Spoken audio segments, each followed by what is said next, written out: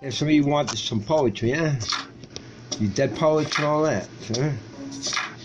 You want some, I'll give you some. Let me give you.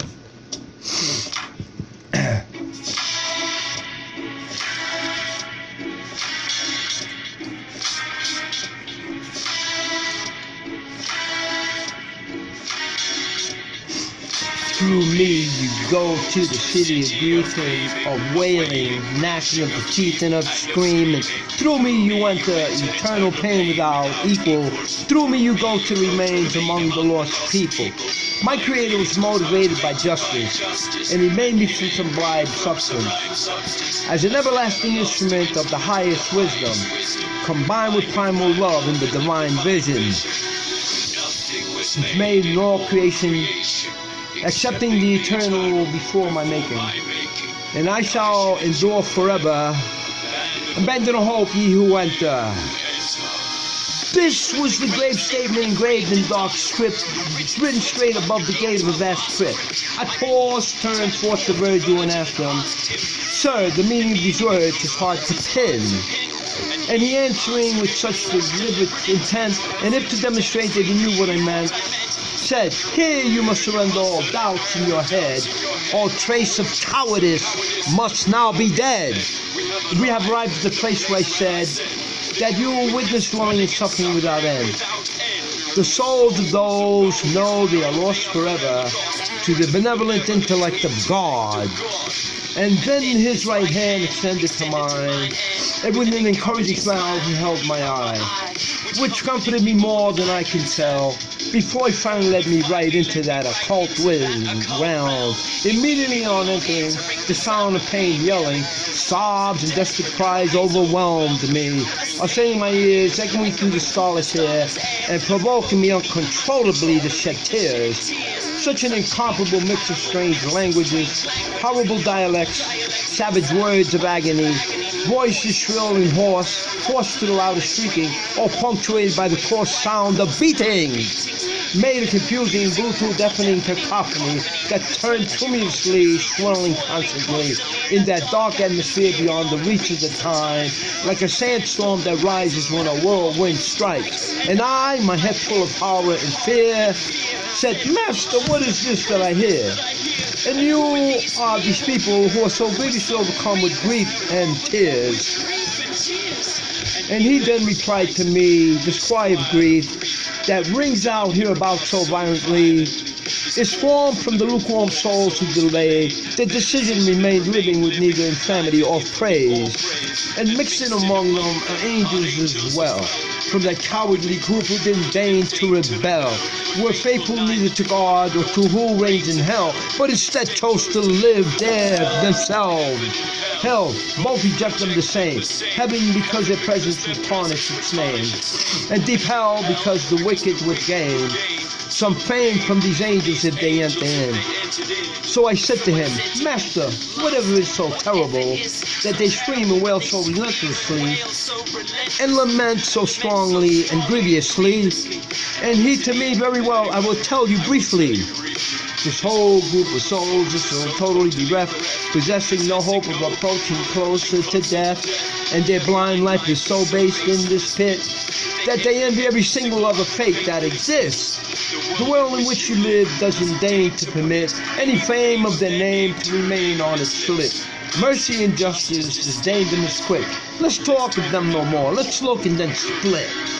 Then I looked back at the pit. I saw a black flag and rags on a stick, but no one carrying it. And yet it was traveling quick, flapping in the wind, refusing to stand still for a bit.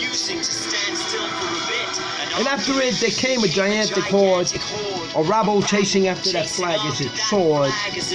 And that train of people so long and plenty, I couldn't believe death had undone so many. And they came near, I was tempted to tremble. I looked at them and recognized several. And then I saw one particular shade, knew that it was the one who through cowardice made the great refusal. Immediately I understood it was certain that this rabble circling was made up of those persons who were cowards and equally deserving of the disdain of God and his enemies' curses. These pathetic creatures who never really lived now naked and dreadfully tormented by large flies and rocks that often vexed and bit them, attracted by their rotting flesh, and their down their faces dripping bright with blood, streaming right from their horrific bites, mixing with their tears, and putridly slathered around their feet where they gathered to be consumed by maggots. And when I took a look beyond those nameless spirits, I saw an incomparable mass of shades of figures, standing massed back on the banks of the great river. So I grasped the chance to ask, Master, will you reveal to me the details so that I may know the destination and identification of those who seem so urgently disposed to cross over, which I can discern even though the light is low? And he then explained to me a little impatient, these things will be fully explained when we have traveled on and our feet have reached the banks of the dark river Akron. And when we walked on a bit, but I kept my head down on the ground and tapped the head, and in fear that by speaking I'd earn his displeasure, I kept my mouth shut until we reached the river, where we witnessed Sacred tallest, longest bearded horseman rolling toward us in a boat, his hair and beard all gray, with all yelling, "Woe to you, depraved souls! Resign yourself nigh for the rest of time, to never henceforth aspiring in the sky, for I will lead you to the other shore and leave you in eternal darkness, in fire and in freezing. And you standing there breathing air, you living soul, separate yourself and stand clear of the rest of these wretches who are all dead." And when he comprehended that I had not left, he said, "Hey, there is another road, another port by which you cross over to the other shore. You will not cross here today. Do not wait. What is high, light, a boat that you will take." And my guide defiantly cried in his crest, "Sharon, do not torture yourself with such stress. This guest is willed and blessed.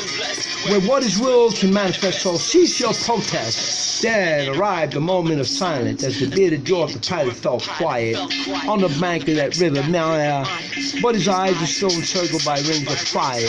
And after that moment of peace, he began to speak, and the bedraggled, naked soul that we then reached became enraged, writhing, grinding their teeth. As soon as they heard the crude lines of his speech, they blasphemed, cursing God and his deeds. They cursed their parents and all their beliefs. They cursed the human race, the place on earth, the day, and even the semen which created their birth. One move forward, involuntarily weeping, their bodies being drawn toward the river, that malevolent shore which calls all who do not tremble before God's law. That is where this demon challenge forever stands tall, with haggard eyes glowing like ambers of coal, and making signs with his hands gathered them all. And any that resists, he smacks back with his oar. And just like an Notum, when the leaves all come, detach from the tree one by one and begin falling, until the branch itself looks back down and sees all its clothing collapsed on the ground.